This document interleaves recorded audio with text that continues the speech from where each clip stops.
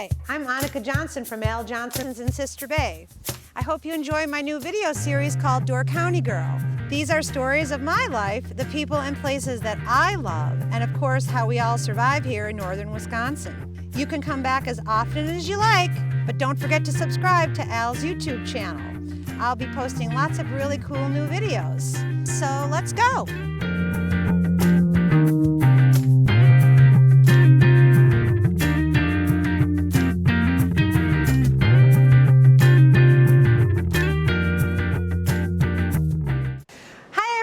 Welcome to another episode of Door County Girl. We are at Al Johnson's Swedish restaurant, and we're in the kitchen, as you can see. And we are going to be interviewing one of our very own chefs here, which we call the kitchen manager, the head chef, the guy that helps us with ordering lingonberries, everything that we try to do for the bar, for the shuck. That would be Freddie Bexell, and he is from Sweden originally. He lives here now, and we're really lucky to have him come on board. And there are many people that come and go here. Freddie chose to stay, which we're really thankful for, and he keeps us the ship afloat. And this kitchen is the hub of everything that goes on when it comes to pretty much every place in the restaurant. We all meet back here. This is where all the BS is always talking, and we all know what's going on. It's the hub of the operation. It's the behind the scenes that people don't know about. He's got to make sure the schedules are done, people show up for work. If they don't show up for work, he's got to jump in. But he's quite the character. He doesn't love to be filmed very much. We can't nail him down very much, which we'd like to more. But here we go. We're going to have a little talk with Fred Bexell. I was born in Stabbur, Sweden, which is actually the same town as Ingert is from. Lived there till I was about 16. My parents, growing up, my dad was a truck driver all his life, actually. And my mom worked as a nurse, and then after that started her own company as a health provider and massage and consulting. Went to college in Linköping for a restaurant business. Started coming to Door County in the early 90s for the summers, back and forth. And then in 2000, I actually moved here and took this job, and I've been living here year-round since. I came here in the summers in the 90s, and then my sister, when she graduated college, she wanted to do something different for the summer, and so she came over here in 98 maybe, or something like that. It's been a long time. And then she also moved here in 2000 and opened up her stores like 6-7 years ago. I came to Door County with a friend of mine, one of my best friends from growing up, Bo Johnson, which is Lars, Annika, and Rolf's cousin. And he was coming up here for the summer, and I just kind of jumped on the bandwagon and followed him here. And here we are. That's 28 years ago now, the first time I came here. I was working on top of the Sister Bay Hill, and I was living down here, downtown, and so I was rollerblading up and down the hill all the time. One time there was a cop car parked on the side of the street in Sister Bay, and I was coming down the hill, and I was probably going 35 in a 25 zone, so I thought for sure I was going to get pulled over.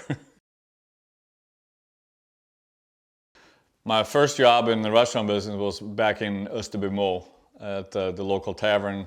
I started as a server when I was like 14, 15, and I worked there on weekends and holidays and stuff like that, and that's where I got the interest of going into this business. And then that led me into where I went to college for restaurant business, and then I worked different places all the way through college.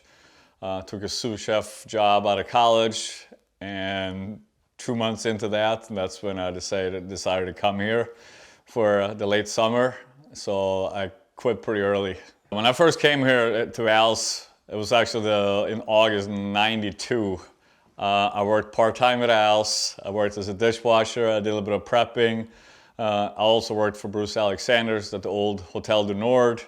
And then after that, I started working at Cherrywood Inn, which is now Northern Grill, for Tammy and Larry Krause. And I ran that kitchen for 4 years or something like that. And then I still had connection to Al's one way or the other, even if it was just part-time, but I was not full-time until I actually came back in 2000. When I first came here, first of all, I didn't know if I had a job or not. It was just kind of like I bought a plane ticket and let's see what happens. And I really didn't care what I was going to do for a living. I was planning on being here for a couple of months and then travel and then move back to Sweden or whatever. We ended up staying here through end of October. And like I said, I worked as a dishwasher, prep cook, and I started a little bit on the line as a line cook and then working for Bruce. And then we traveled, drove cross country. And then we ended up going on a cruise with Al and Ingert and the whole family over Christmas and New Year's. So, but the whole experience, like getting into the Al Johnson's, the restaurant part, was you right away felt like you're part of a family.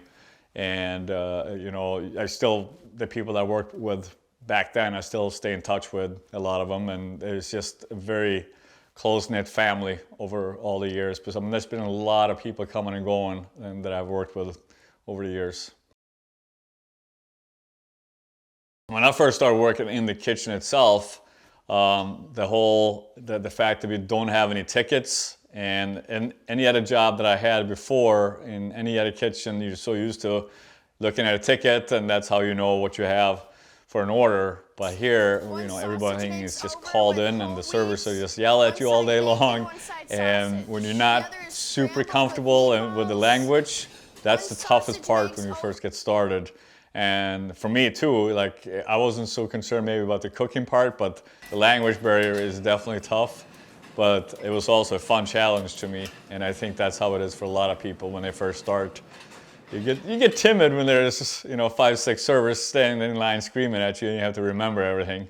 I worked with people that had been there for 20, 30 years that knew this place like the back of their hand, and you come in as a rookie and they expect you to just fall into place and follow and know exactly what's going on. But when you barely understand what people are saying, it's pretty tough.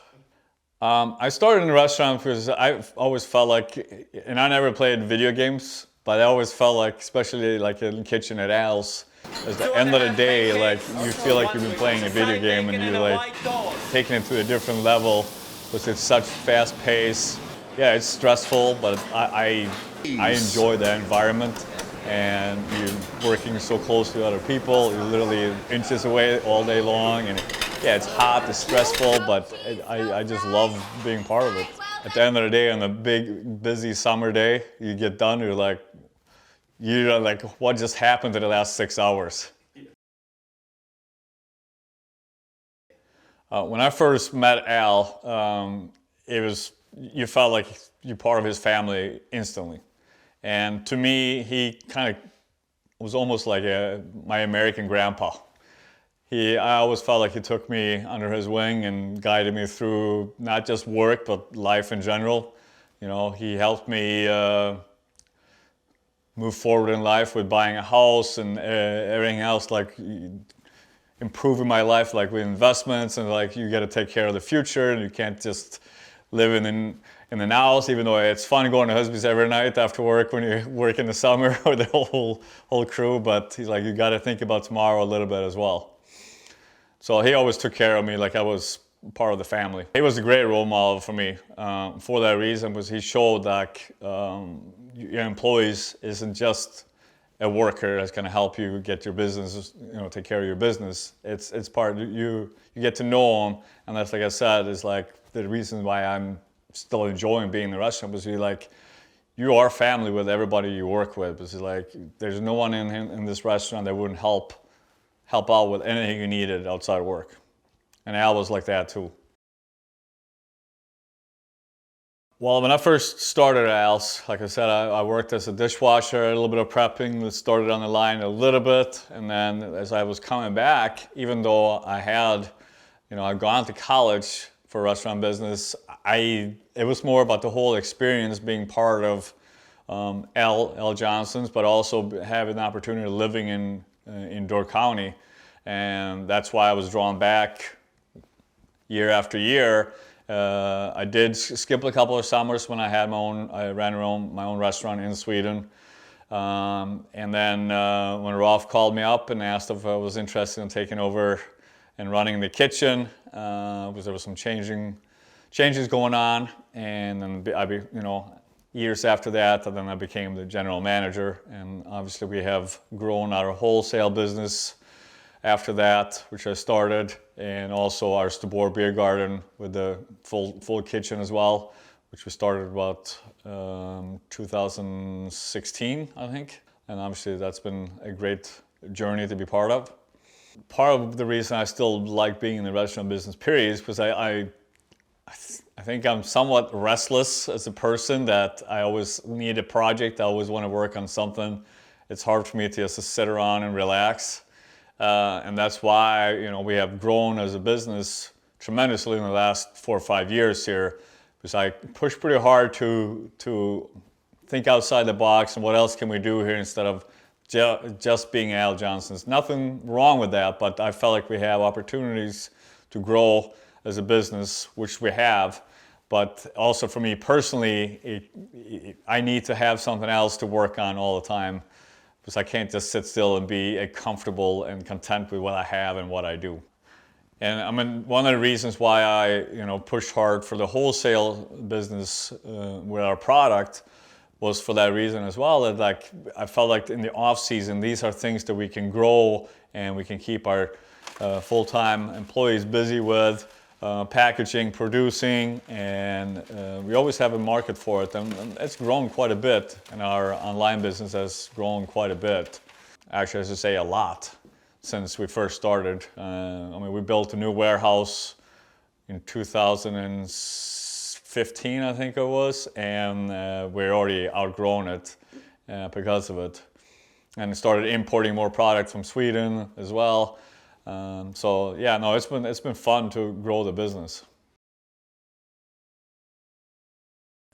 When I first started, there was a lot of what they call a complete dinner.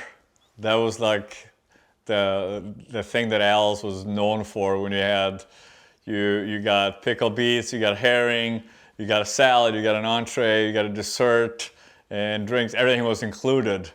That kind of disappeared in the late 90s, I think. That was the first change, maybe the early 2000s. But I feel like we have a well-rounded menu for being a family restaurant. Obviously, our breakfast is where we do most business, but I still feel like we have a great menu for breakfast, lunch, and dinner. And the reason why there hasn't been that many changes to the menu over the years, perhaps, is because we've been in business for over 70 years, and people that came here when they were kids are now bringing their kids, the grandkids in with them, and they are like, hey, I remember coming here for your roast beef sandwich. Do you still have that? We're like, so of course we do. And so there's certain things that we just absolutely cannot take off the menu, and that's been there, some of the staples for 70 years. Like Al, when he first put the BLT on the menu, and Rolf might have talked about this as well, he started selling a lot of BLTs and he got frustrated, so he I don't want to make these anymore, so I'm going to double the price of the BLTs, and he actually started selling even more, so it backfired on him, but we still have the BLT on the menu. Since I took over the general manager job, or the restaurant, the kitchen part of it, we have definitely implemented some more Swedish items on the menu, but at the same time, it's we can only change so much, because we want to keep the staples that's been part of the history of Al Johnson's for 70 years. There's definitely more options now that are traditionally Swedish. Obviously, we've been doing julbord, the Christmas table, for quite a few years now, which is probably the most well-known Swedish when it comes to food. So we do that one weekend every December. I feel like it's more Swedish now than it's ever been. So when we add anything to the menu as far as Swedish food, a lot of it has to be tweaked just a little bit to work for the families that we have that come in. But for a lot of it is still traditional Swedish stuff. Herring is a perfect example. we've been doing the same recipe for 70 years, and we sell a lot. And even for wholesale, we grow that as well. Our pickled beets, the same thing, very traditional Swedish stuff. And everybody loves it. As we have grown, I find myself being more of an office person now, but I still really enjoy being in the kitchen and on the line. Not as much as I used to. I would like to be in there more, but we have, we have grown from 80 to 85 employees, and we're pushing 120 now in the summer.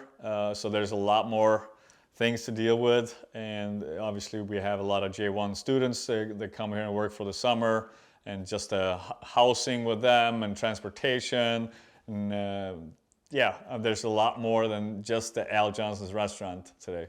After purchasing the Casperson's property this year here, there is a big picture involved in that as well, a big project. I have kind of a vision for that as well. I have some drawings going on and some plans. So a typical summer day in the kitchen for myself or one of the other guys, that what we call opening up the kitchen. You get there from 4:30 till 5 a.m. You have to make sure you have to make gravy, make the meatballs, you make the soup, and get everything started in the morning. And then we open up the doors at 6. And right at 6, we're always going to have customers waiting. And then the next guy on the line comes in at 7. And then from 7:30 till 8 o'clock, we usually have a wait from an hour up to 3 hours. For pretty much for the rest of the day, and so it's pretty much non-stop for the following 8 hours. And then there's like a shift change at 11 and 12, because you need some fresh people coming in to help you out. Because after 6-7 hours of totally focusing on what people are calling in and trying to remember everything, you're not only physically tired, but you're mentally exhausted. So typically, like for me, I try to leave around 4 o'clock in the afternoon. And like I said, you're mentally and physically tired. And then sometimes, depending on if we have live entertainment and stuff outside, I go home for a bit, and I usually come back and I'll help out outside if needed, at the kitchen or at the bar, or whatever is needed. But an average day is 9 to 10 hours in the kitchen for any other guys that work there. Well, I think we have a great crew that works in the kitchen. Well, overall, we have a great staff. We're very fortunate and lucky. And I mean, in the kitchen, it gets hot and it's stressful. Like I said, you have to make a lot of food. But no, they're always happy, always smiling, and a positive attitude to make sure they have a consistent product that leaves the kitchen. And we're, like I said, we're a family. I mean, we are a high volume restaurant, so we go through anywhere from 9,000 to 12,000 pounds of bacon, like 8,000 pounds of sausage, 15,000 pounds of potatoes, and anywhere between 225, 250,000 eggs a year. Meatballs, we do roughly 600 to 800 pounds. So that's a full 2 days a week. We have to make meatballs basically with 1 or 2 guys. Pancake batter we make every day, and we usually make with between 50 and 70 gallons of milk every day. I always try to have extra on hand in comparison to like when Rolf does ordering. There will be a trip to Pig. 5 years ago, 6 years ago, I was on the verge of like, okay, I felt a little bit stale in my job, like we need to grow or improve or change. And that's when I really started pushing to do something next door, which is now the Stabbur Beer Garden. And every year we've been adding something to it. From day one, I had a vision of what the whole project was going to be and look like. The whole restaurant, Stabbur, and the surrounding area are kind of in my head, and I've been trying to tell Rolf And he said, I can't visualize any of these things. I need to see it either in a drawing or a picture. And I said, well, I guess you just have to trust me. Yeah, so when we started Stabbur, I guess I was the general contractor as well as still running the restaurant part. Because all the contractors that we hired to get this done all said, there's no way you guys going to get this done. There's no way you guys are going to be open on time. And I'm like, we'll see about that. And then we moved the building through the woods, and we got the building stuck in the middle of the woods that first night. And I was like, well, maybe these guys are right. Maybe we won't be open in time.